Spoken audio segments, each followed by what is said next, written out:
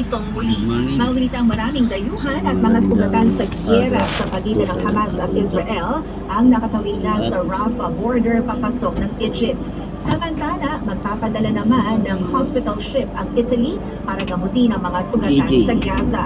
May kapasidad ang barkong Vulcano para sa 117 na staff, kabilang ang 30 sinanay para sa medical emergencies.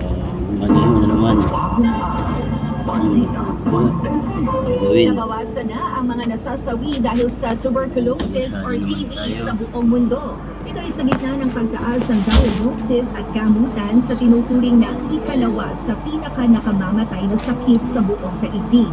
Pinuri ng World Health Organization ang malaking ambag ng iba't ibang bansa para labanan ng TB. Ito ay matapos maantala ang mga programa para dito nang dahil sa COVID-19 pandemic.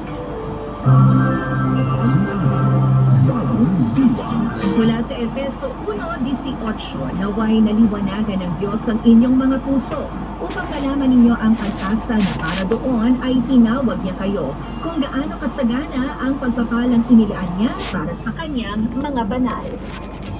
Bagong araw, bagong balita.